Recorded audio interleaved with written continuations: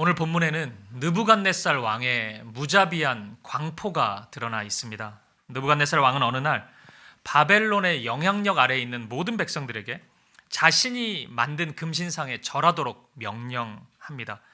그리고 그 명령을 거부하는 자는 누구든지 풀무불 가운데 집어넣고 태워 죽이겠다고 선언합니다. 바로 앞장인 2장에서 자신이 꾼 꿈을 해석하지 못하면 몸을 잘라서 죽이겠다, 이런 진짜 무지막지한 선언을 했었는데 오늘은 불에 태워 죽이겠다, 이런 무서운 명령을 또 내리고 있는 것입니다. 제가 2주 전 다니엘서의 처음 시작 설교를 할 때 다니엘서를 처음 읽는 성도들은 주전 2세기경에 시리아의 통치를 받고 있었던 이스라엘 백성들이었다, 이렇게 말씀을 드렸잖아요. 그러니까 이들이 이 다니엘서를 처음 읽었을 텐데 이 다니엘서 말씀을 읽으면서 이들은 분명히 시리아의 왕인 안티오코스 4세를 떠올렸을 겁니다.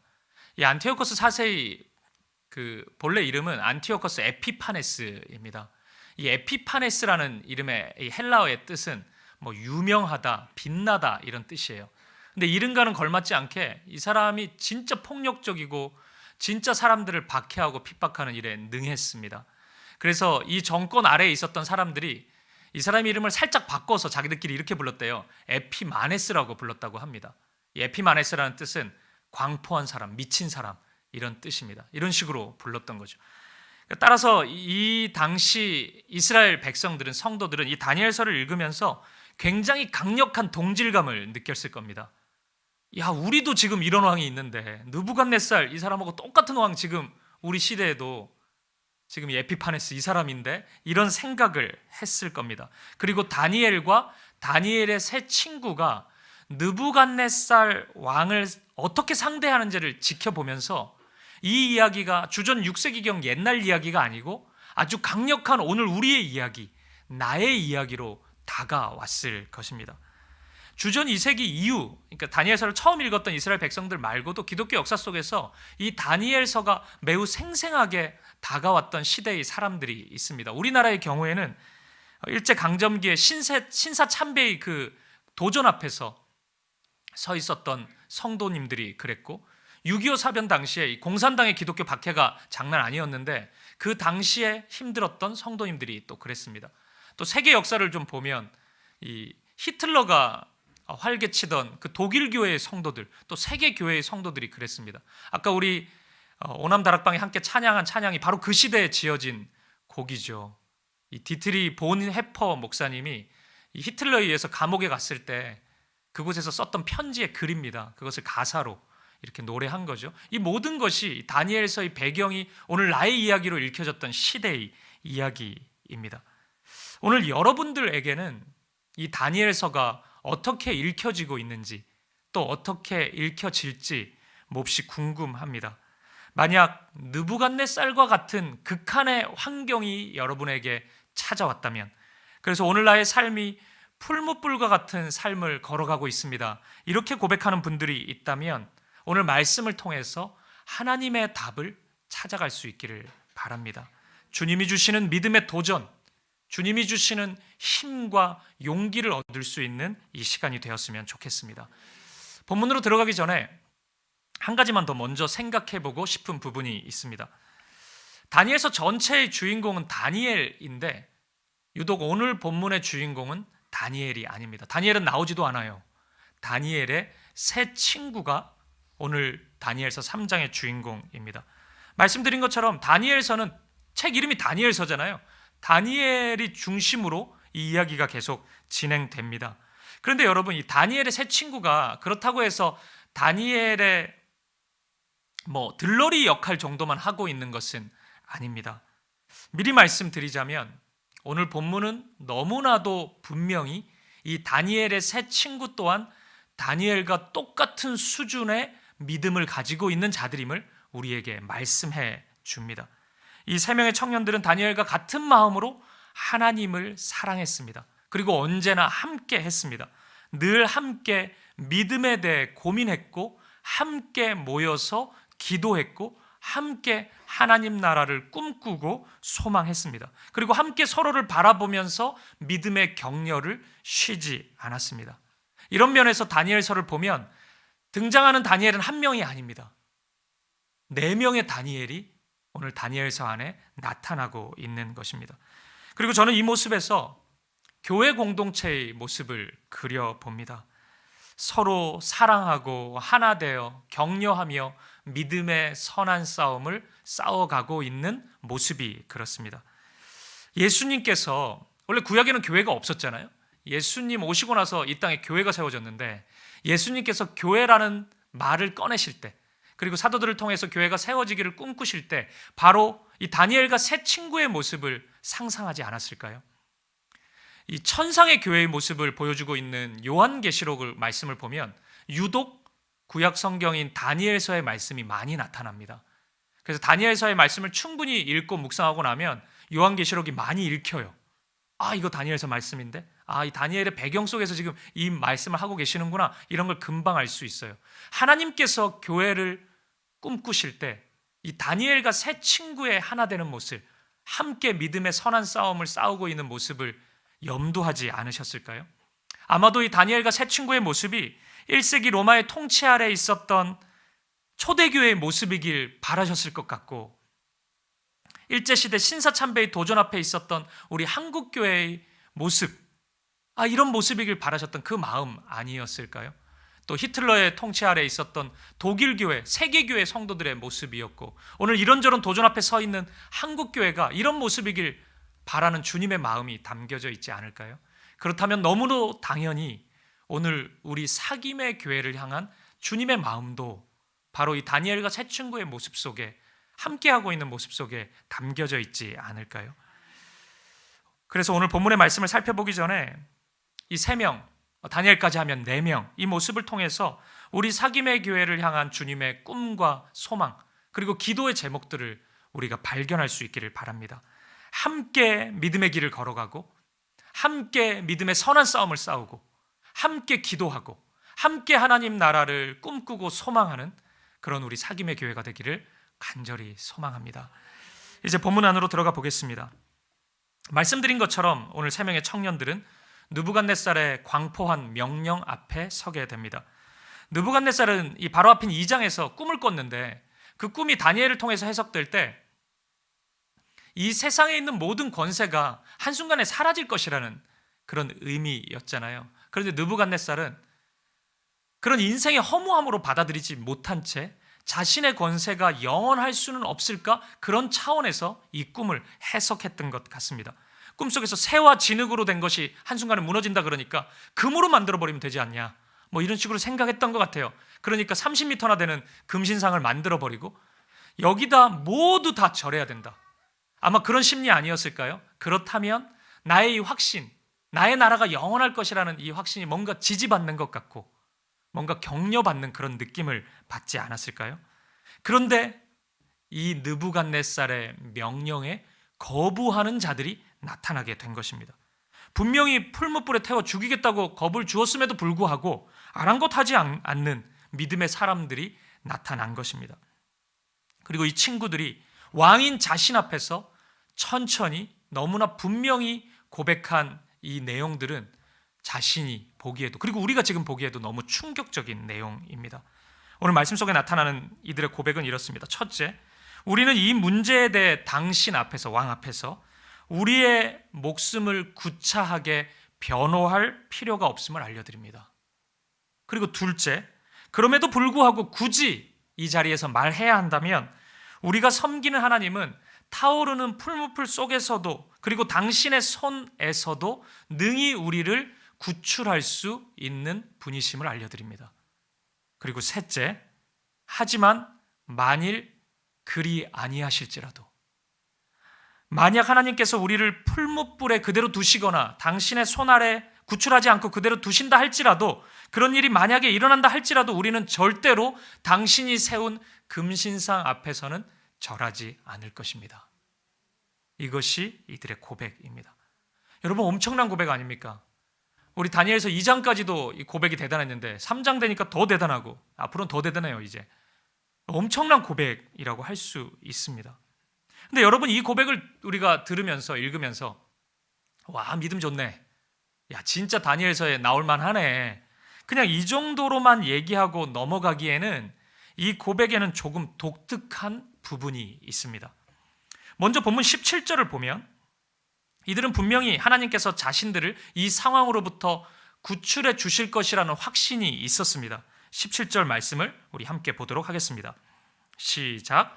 왕이여, 우리가 섬기는 하나님이 계시다면 우리를 맹렬히 타는 풀무불 가운데에서 능히 건져내시겠고 왕의 손에서도 건져내시리이다. 아멘. 이 구절에서 하나님이 계시다면, 이 표현은 조금은 적절치 못한 번역입니다. 이 뉘앙스가 하나님이 계시면 건져 주실 거고 안 계시면 할 수 없고 뭐 이런 뉘앙스가 지금 담겨 있잖아요. 믿음이 없는 고백이죠. 그러니까 이런 의미는 아닌 것 같아요. 이 구절은 이전 번역, 우리가 개역 개정 성경을 가지고 있는데 개역 한글 번역이나 새 번역 우리 성경을 보면 좀 분명해집니다. 개역 한글 성경은 이렇게 번역해 놓았더라고요. 만일 그럴 것이면.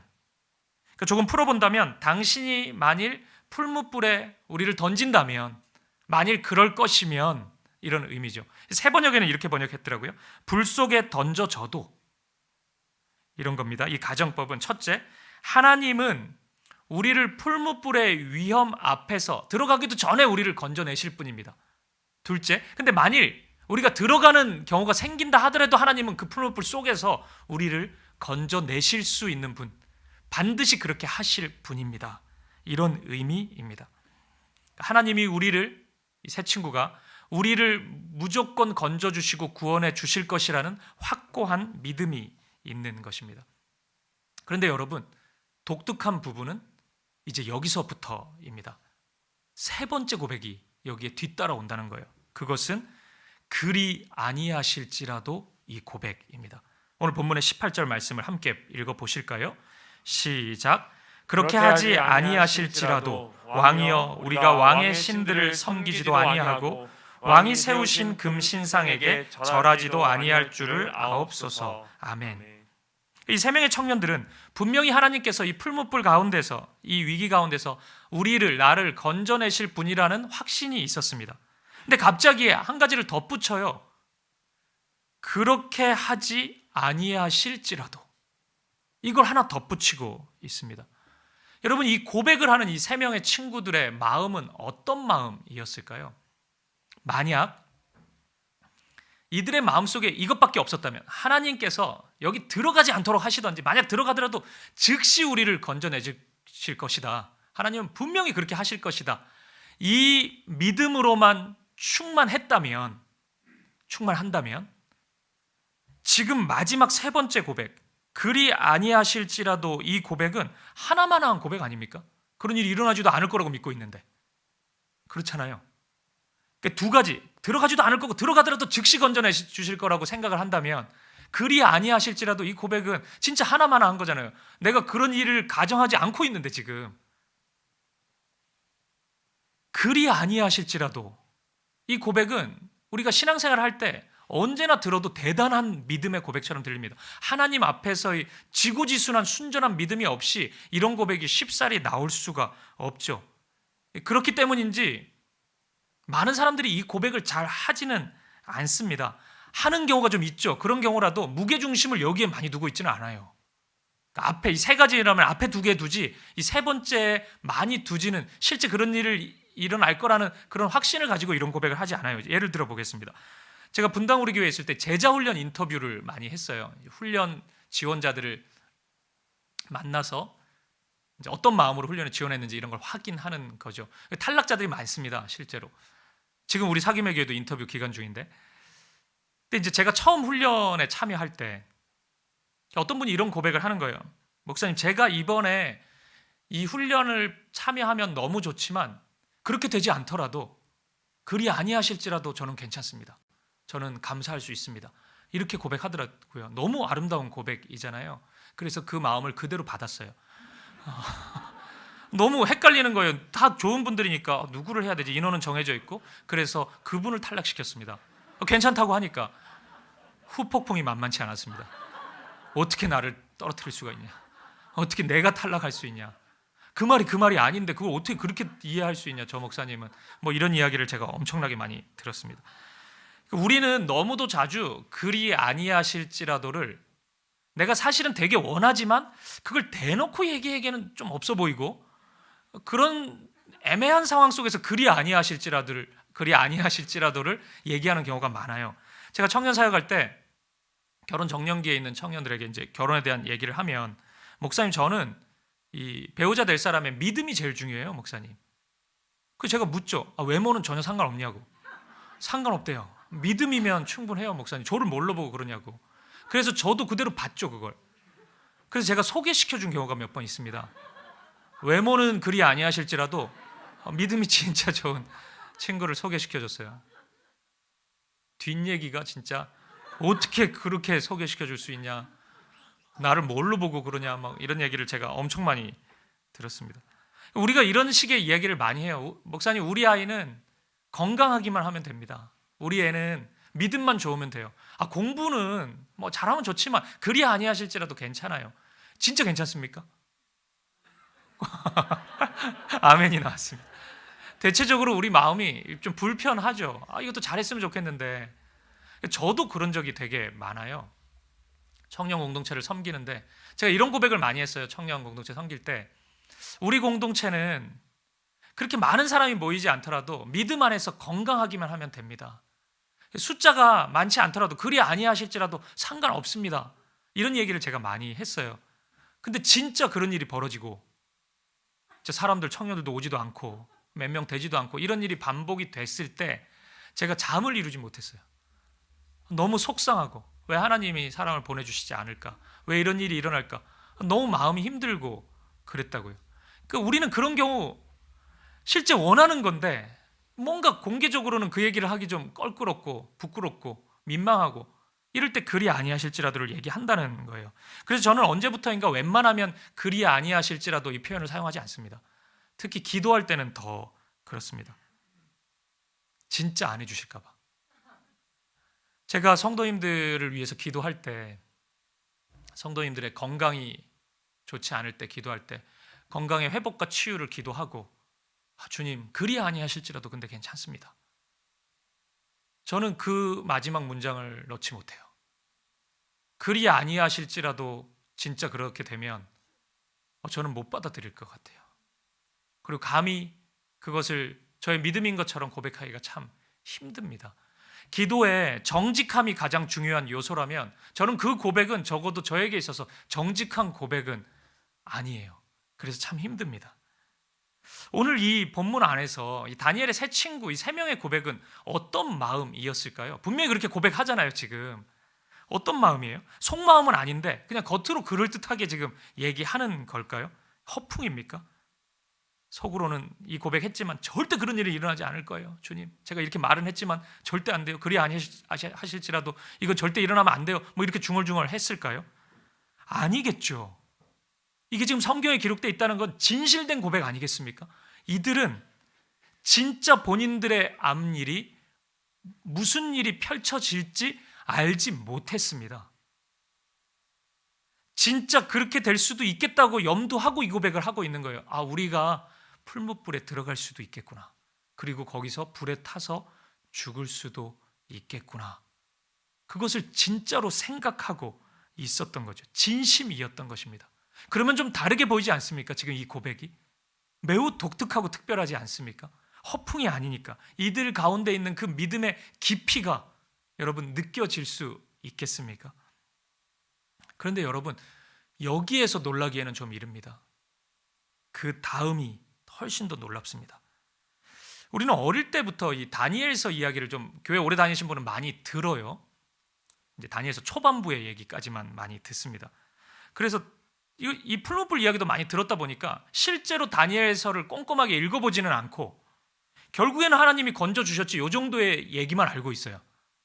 그 풀무불 갔나 진짜? 그냥 들어가지도 않았는데 뭐 하나님이 막아주신 거 아닌가? 뭐 이런 식으로도 얘기하는 분들이 있습니다.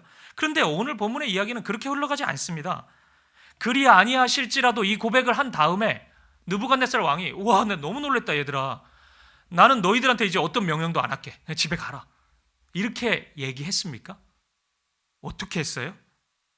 그렇게 하지 않았습니다. 풀무불 속에 당장 집어넣어 버렸습니다. 이게 무슨 의미인지 아시겠습니까? 우리가 생각하는, 흔히 기대하는 그런 반전이 일어나지 않았다는 것입니다. 우리가 기대하는 구원과 구출이 이 상황 속에서 일어나지 않았어요. 진짜 우려했던 그리 아니하실지라도가 현실이 되어버렸습니다. 그리 아니하실지라도 진짜 그게 눈앞에 펼쳐진 겁니다. 아니, 사실 현실은 더했습니다. 19절 말씀을 보면 느부갓네살이 분이 가득해요. 그래서 뜨겁게 하기를 평소보다 7배나 뜨겁게 하라 이렇게 명령합니다. 상황이 7배나 더 나빠져 버렸습니다. 설마 했던 일이 벌어졌습니다. 그토록 기도했건만, 그토록 하나님을 의지했건만 기대했던 기적은 일어나지 않았던 것입니다. 여러분, 이거 어떻게 된 겁니까?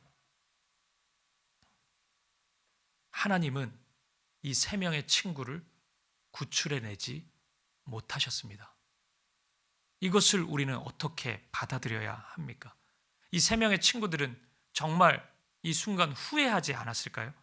하나님을 믿고 의지하며 걸어온 길도 후회되고,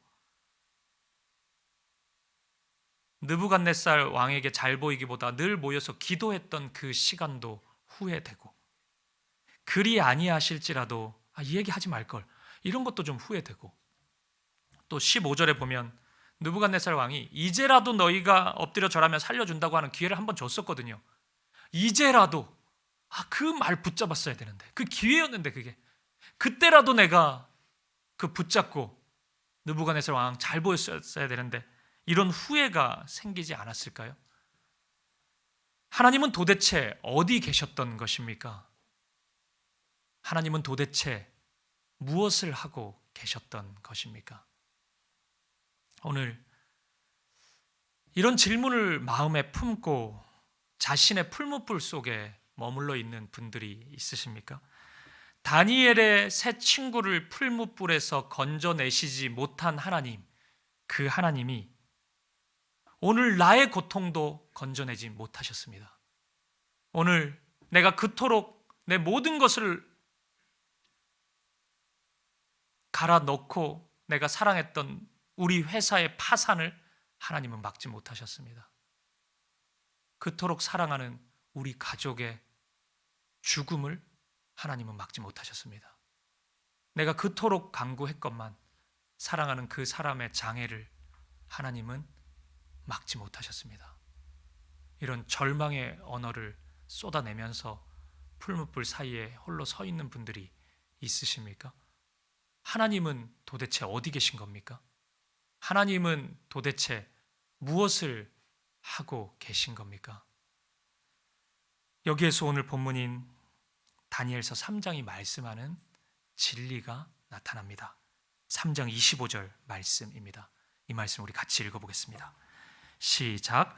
왕이 또 말하여 이르되 내가 보니 결박되지 아니한 내 사람이 불 가운데로 다니는데 상하지도 아니하였고 그 넷째의 모양은 신들의 아들과 같도다 하고. 아멘.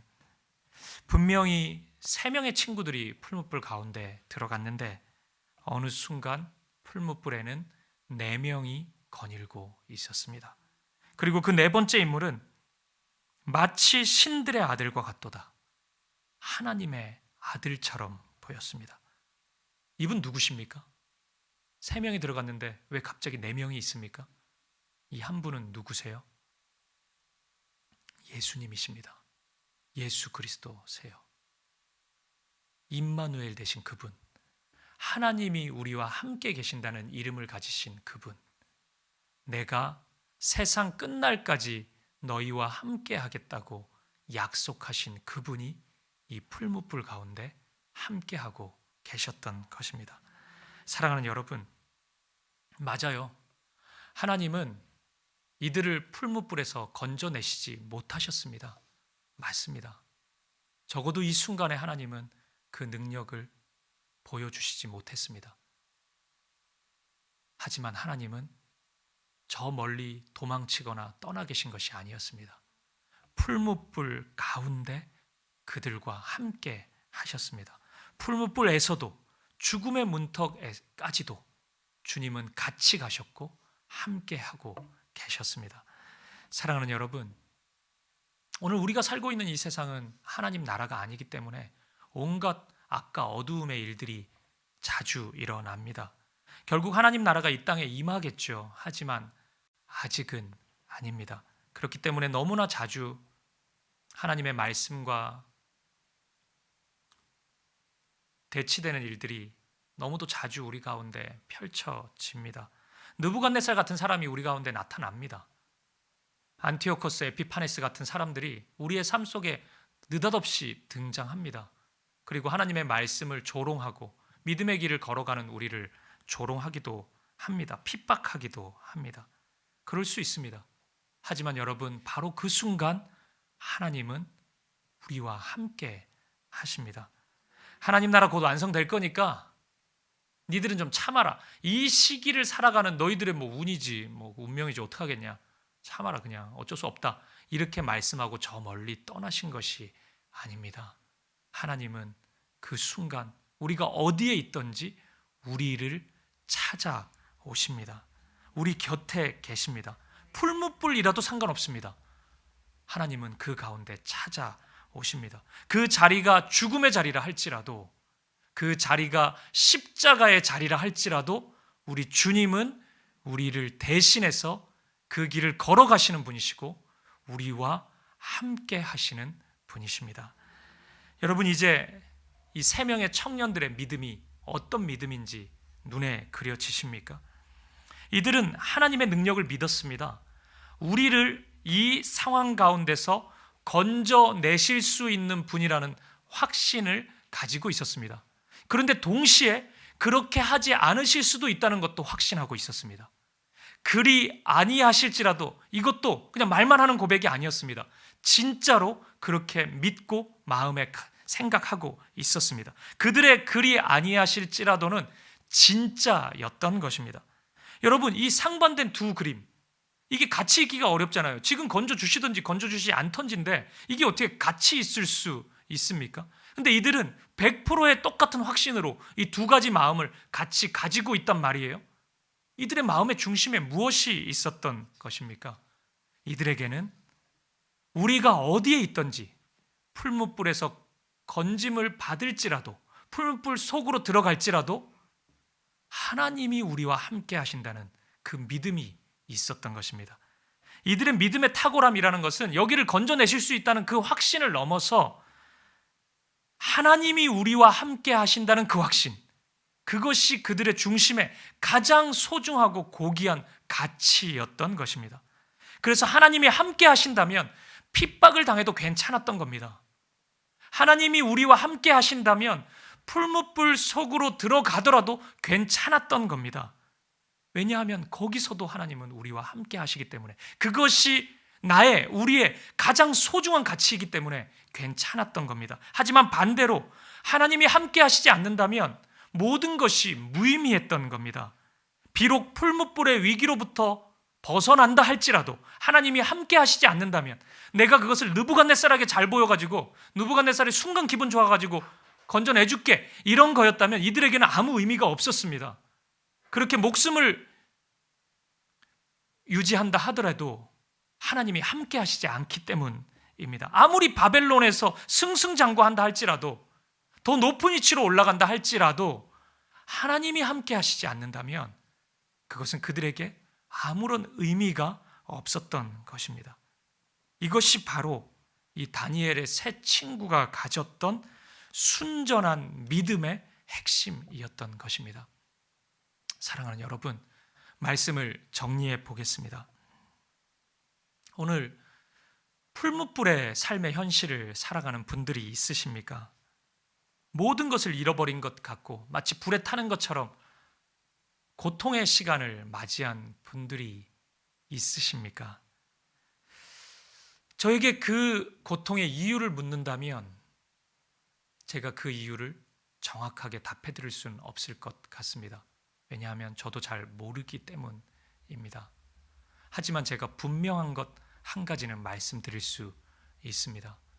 그 고통의 순간 하나님이 여러분을 떠나시지 않으셨습니다. 여러분과 함께 하십니다. 죽음의 순간이라 할지라도, 모든 것을 다 잃어버린 순간이라 할지라도 우리 하나님은 결코 여러분을 떠나지 않으십니다. 오늘 다니엘서가 보여주는 진리가 바로 그것입니다. 다니엘의 세 친구도 알지 못합니다. 왜 우리가 풀무불 가운데 들어가는 고통을 경험해야 되는지 알지 못합니다. 다니엘서가 한 장 한 장 진행되면 조금씩 드러나게 될 것입니다. 우리가 12장까지 가보죠. 그리고 조금 나의 삶 속에 비치는 빛이 있다면 그것으로 답을 얻어 보십시오. 이 다니엘서는 우리의 이야기가 될 테니까요. 하지만 지금은 모릅니다. 하지만 분명한 것은 하나님이 풀무불 그 한복판에서도 함께하고 계신다는 사실입니다. 오늘 다니엘의 세 친구는 우리에게 질문하고 있습니다. 여러분도 하나님과 함께하는 것이 여러분에게 있어서 가장 크고 소중한 가치입니까? 이렇게 질문하고 있습니다. 이 풀무불에서 하나님과 함께 하심을 경험하고 있는 이 친구들은 우리에게는 하나님과 함께하는 것이 가장 소중한 것인데, 그래서 그리 아니하실지라도 이 고백까지도 할 수 있었는데, 여러분도 똑같은 믿음을 가지고 있습니까? 이렇게 우리에게 질문하고 있습니다. 사랑하는 여러분, 이 믿음을 소유한 자만이 그리 아니하실지라도 이 고백할 수 있는 것 같아요. 참 어렵고 힘들지만 우리도 그 고백을 할 수 있는 자리까지 나아갈 수 있었으면 좋겠습니다. 주님, 제가 이 세상을 살아가면서 그 어떤 고난과 어려움이 일어나지 않고 항상 순탄한 길만을 걸어가더라도 주님이 함께 하시지 않는다면 저는 그 길을 사모하지 않겠습니다. 하지만 반대로 고난과 어려움이 때때로 나를 찾아온다 할지라도 주님이 그 상황 가운데 함께 하시고 그 주님의 손을 붙잡을 수 있다면 여전히 두렵고 여전히 겁이 나지만 저는 그 길을 더 사모하겠습니다. 이렇게 고백할 수 있는 저와 여러분이 되었으면 좋겠습니다. 마지막으로 극한의 삶의 고통 속에서도 하나님의 함께 하심을 경험하며 그 은혜를 힘겹지만 아름답게 노래했던 다윗의 노래, 다윗의 고백을 읽고 오늘 이 말씀을 마치고 싶습니다. 시편 139편 7절에서 10절 말씀입니다. 제가 읽어드리겠습니다. 내가 주의 영을 떠나 어디로 가며 주의 앞에서 어디로 피하리이까? 내가 하늘에 올라갈지라도 거기 계시며 수월에 내 자리를 펼지라도 거기 계시니이다. 내가 새벽 날개를 치며 바다 끝에 가서 거주할지라도 거기서도 주의 손이 나를 인도하시며 주의 오른손이 나를 붙드시리이다. 아멘. 고통 속에서 도저히 잠이 오지 않아서 눈을 뜰 때마다 새벽이 마치 나의 날개가 되어서 바다 끝에 갔다고 고백하고 있습니다. 새벽마다 죽음을 생각했다는 겁니다. 새벽마다 날아서 바다에 가 있었다는 거예요. 수월에 내 자리를 펼지라도, 수월은 지옥입니다. 지옥에 나의 자리가 있는 것 같은 그 고통이 찾아올지라도 그곳에 찾아오시고 그곳에서도 함께 하시는 우리 주님을 찬양합니다. 아멘.